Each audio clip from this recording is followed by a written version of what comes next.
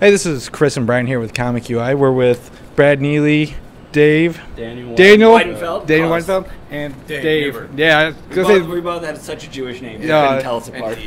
And The Jew. I think it's mostly the Jew thing. Yeah. So they're here. They're creators and producers, and executive producer of China, Illinois on Adult Swim. So we just got a couple questions for you guys. So Brad, start with you. You transitioned from still drawings in your earlier work to full animation. Like what was that transition like?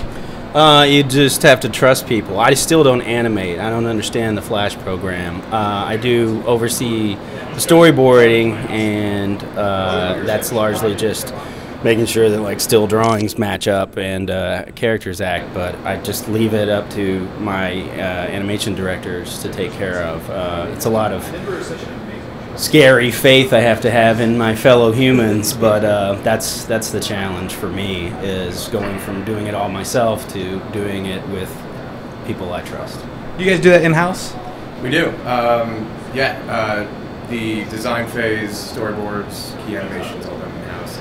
Yeah, Including season 1 was all in New York. It was all in Los Angeles. Season 2 we split between New York, and then this season. Yeah, we got about 80 people. And we're also doing where we sent some over to Korea. It's the first season, and some of it's overseas. Yeah, so summer cleanup is in Korea and in India. So we are expanding. It's like Risk. Yeah. We're just trying to take over the world. Yeah. You all roll dice and see what country you're in. Exactly. Yeah. Nice. So, working on TV compared to the internet beforehand, does that hold back some of the humor from the original stuff, you think? No, I think you just have to explore the new ways to make jokes about new things, which is helpful. I think if I always could say and do whatever I wanted on the internet, that would get old. You know, I would turn into, I was about to just get nasty. I don't know what this is for. Anyway, no, it just makes us have to innovate. It's kind of like when you are making fun of the teacher and you have to be creative about her not noticing, you know. When we get a standards note or an S&P note, it usually helps us because like that joke may have been too easy. We have to work a little bit harder to make this joke funny and be creative, as Brad was saying, about how do we actually do this without S&P even noticing how subversive we're being. It makes, I think, it's more fun to be rebellious when there's an authority in the room. Okay. So how often do you get these S&P notices? Pretty often, or?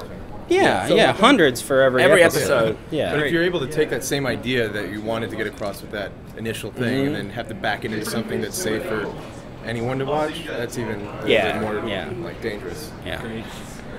So another question here. Have you done any full-length pieces since Wizard People Dear Reader? I know that's a more obscure piece. No, the closest thing, I guess, is we have an hour-long episode at the end of this season. It's a musical, so it's kind of in the style of like Disney musicals.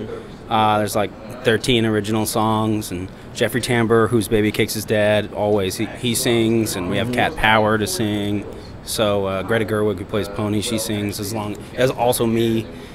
So that's the closest thing I've gotten to doing like a long format thing. Hulk Hogan, who plays the Dean, doesn't sing, but we didn't want to get into it. I mean, if we opened that door, it would just become the Hulk Hogan singing hour. We would do that forever. We did teach him another language this season. So yeah. Yeah, he speaks French. A little bit of French. Okay. Yeah, it was. He's very good at it too.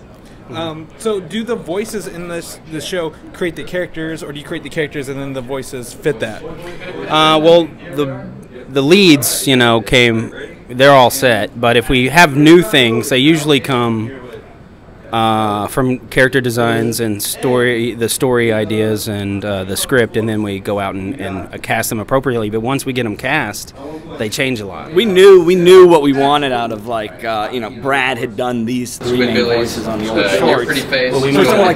For someone like the Dean, there were a number of directions to go on, and once we got Hulk, that really determined. Yeah, we rewrote everything. We wrote for the pilot. We had to change. Like, he became a lot more masculine. He was stronger. He was this alpha male lunatic. And when we introduced Baby Cakes' mom and Stephen Frank's mom this season, and airing on Mother's Day.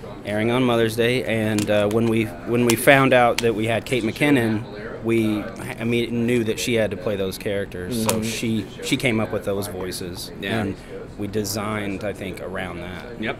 Okay. One last question before we wrap up here. From one of our readers, Luke Baker. He wants to know what your favorite type of shoe is. Luke, that's an easy answer. The shoes I'm wearing, I buy these over and over. I have like probably 30 pairs in my closet. I've had hundreds. They're the Jack Purcell white leather Converse. That's the only shoe I wear, really. It's not fucking around. I have a problem. My wife hates it, but it's what I do. There's this company, Generic Man, based in L.A. They might be out of business because I can't find any of their shoes anymore, so I have to wear Nikes and dress like... Don't say it. I'm not going to say it. Daniel found the Generic Men, and that's all I've been wearing. All I want is for them to make more shoes. Yeah, they're great shoes. They're really good-looking shoes. They're really good, but I'm wearing They have a like great 4 sample years. sale. Yeah. Stop emailing me about them. You know, I really wanted to get those Acne white sneakers. Have you seen those? They're beautiful, but they're like $1,000. There was this compilation that was like between Tree Torn. I think it's the Jean company. And they're a shoe company with Acne. They melded them together for the most comfortable sneakers I've ever worn. But 4 years ago, had to stop making them. Everything I like. Now I gotta wear these goddamn Nikes. If anyone has any of those shoes, send them our way. We'll pass them along. Seriously.